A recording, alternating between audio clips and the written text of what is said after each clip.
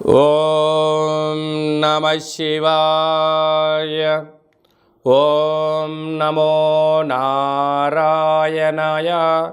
ఓం శ్రీ స్వర్ణాకర్షణ కాల భైరవాయ నమో నమః. ఓం కాళకాలాయ విద్మహే కాళాతీతాయ ధీమహి తన్నో శ్రీ నరదృష్టి నివారణ కాల భైరవ దేవతాభ్యో నమో నమః. హరి ఓం.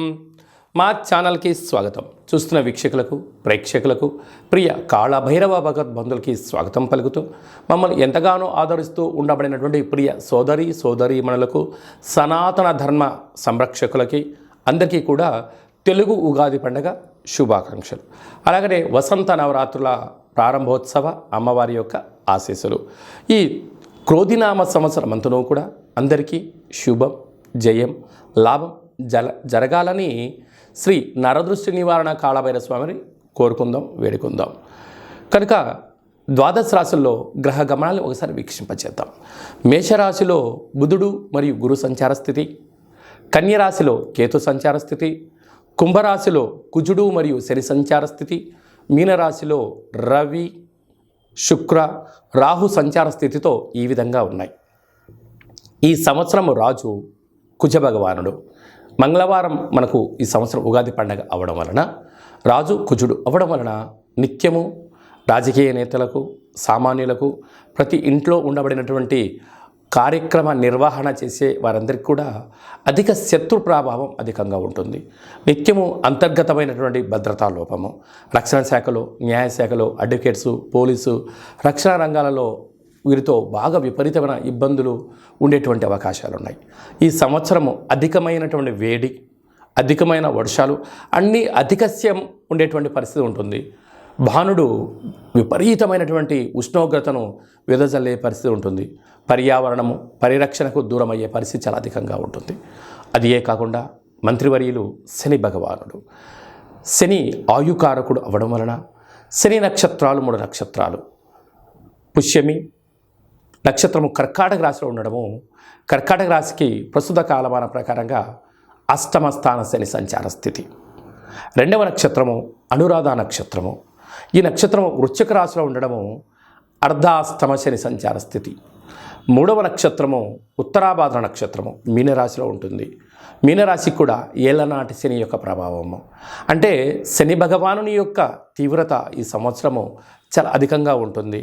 మంత్రివర్యులు అవ్వడం వలన రాజు ఆజ్ఞాపిస్తాడు, మంత్రి పరిపాలన అధ్యక్షత నిర్వహణ చూస్తాడు. కనుక ఈ సంవత్సరము అనేక రకాలమైనటువంటి వ్యాధులు, ఇబ్బందులు, చోర భయం, తస్కరణ భయం, నదీ ప్రయాణాలు, అగ్ని ప్రమాదాలు, అనేకమైనటువంటి స్వయం కృప అపరాధంతో జరిగే పరిస్థితి చాలా అధికంగా ఉంటుంది. కనుక ఇలాంటి కాల సమయంలో ఈ సంవత్సరం అంతనూ కూడా శని భగవానుని యొక్క ఆశీస్సులు, మంత్రి ఆశీస్సులు మనకు కలగాలి అన్నట్లయితే ప్రధానంగా ఒక వ్యక్తి తన ఎంత బరువు అయితే ఉంటాడో అంత బరువు కలిగినటువంటి ఉప్పును తులాభారంగా చేసుకొని, ఆ ఉప్పును శివలింగ ఆకారంగా ఏర్పాటు చేసుకొని, రుద్రుడి యొక్క నమ్మకాన్ని, శని యొక్క మూలమంత్రాన్ని సంపుటీకరణ చేసుకుంటూ జలంతో ఆ యొక్క శివలింగానికి, అంటే ఉప్పుతో చేసిన శివలింగానికి అభిషేకం చేసుకోవడం వలన నీటితోనే ఉప్పు మరణిస్తుంది, నీటితోనే తయారవుతుంది. కనుక సమస్యలు సమసిపోతాయని చెప్పి గమనించాలి. ఈ ఒక్క చిన్న రెమెడీ కార్యక్రమం చేసుకుందాం. శని భగవాన్ యొక్క ఆశీస్సులు పొందుదాం. శ్రీ క్రోధినామ సంవత్సరంలో అందరము ప్రశాంత, సుఖవంతమైన, ఆనందకరమైన, ఆరోగ్యకరమైనటువంటి జీవితాన్ని పొందుదాం. సింహరాశి వారికి తెలుగు ఉగాది పండుగ నుంచి ఎలా ఉండబోతుందో ఈ వీడియోలో సవివరంగా సంపూర్ణంగా తెలుసుకుందాం. సింహరాశిలో ఏ నక్షత్రాలు వస్తాయనగా మఖా నక్షత్రంలోని 4 పాదాలు, పుబ్బా నక్షత్రంలోని 4 పాదాలు, ఉత్తరా నక్షత్రంలోని 1 పాదం కలిపితే సింహరాశి. చాలామందికి పుట్టినటువంటి కాల సమయంలో డేటా బర్తులు లేనటువంటి కారణం చేత పేరు యొక్క మొదటి అక్షరాన్ని అనుసరిస్తూ ఆ రాశిని తెలుసుకునే ప్రయత్నం చేద్దాం.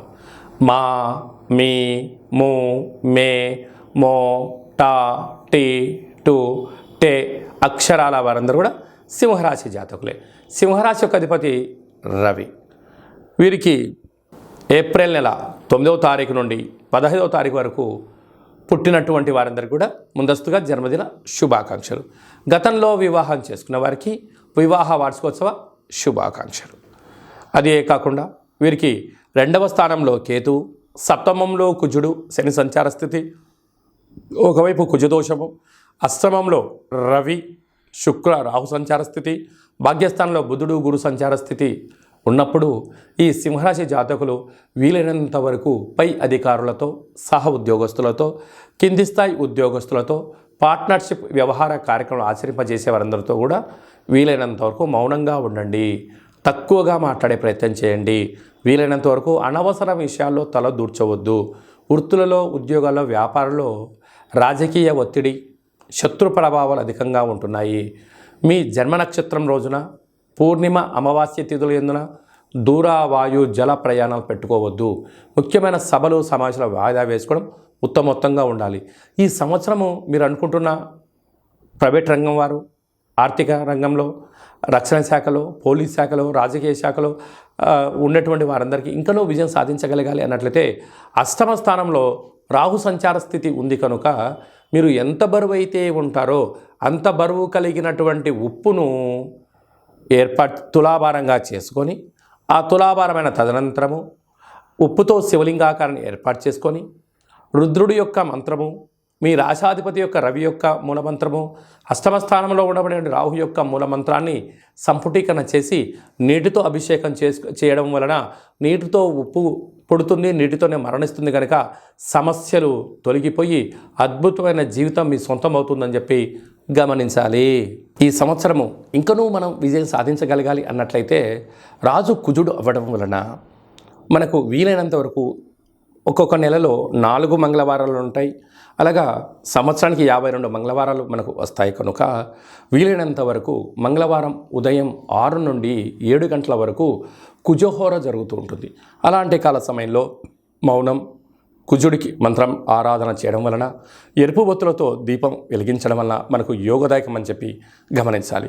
అలాగా రుణ సమస్యలు, రోగ సమస్యలు, కోర్టు సమస్యలు, అలాగా రక్షణ శాఖతో నిత్యము వాహన ప్రమాదాలు లాంటివి జరుగుతూ ఉన్నట్టయితే ఒక మంగళవారం పూట అంటే మాసంలో ఒక్కరోజు ఒక ఎరుపు క్లాతులో ఒక దోషుడు అన్నాన్ని వండి అందులో పోసి, ఒక దోషుడు కుంకుమను పోసి ఎర్రగా ముద్ద కట్టి వాటిపైన 7 ఎర్రటి ఒత్తులు వెలిగించి దిష్టి తీసి ప్రవహించే నీటిలో కానీ తెల్ల జిల్లెడు వృక్షం మొదల్లో వేయడం వలన అంగారకుడి యొక్క ఆశీస్సులు కలిగి రుణ సమస్యలు, రోగ సమస్యలు, కుజ సమస్యలు, సంతానం లేని సమస్యలు తొలగి అన్నింటా విజయం కలిగి అంగారకుడి యొక్క ఆశీస్సులు ఉంటాయని చెప్పి గమనించాలి.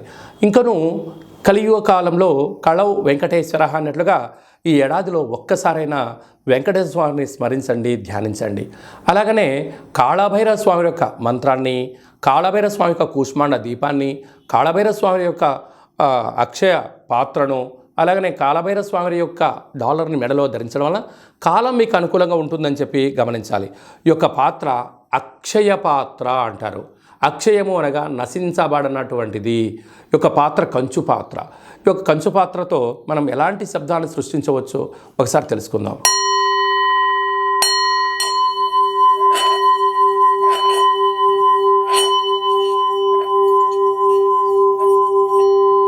ఈ యొక్క ఓంకార శబ్దాన్ని ప్రతిరోజు ఉదయం స్నానం చేసిన తర్వాత 2 అగరబత్తులు వెలిగించి తిప్పి మీ మనసులో ఏదైతే కోరిక ఉందో 12 సార్లు కోరుకున్నట్లయితే సత్వరమే విజయం మీ సొంతమవుతుంది.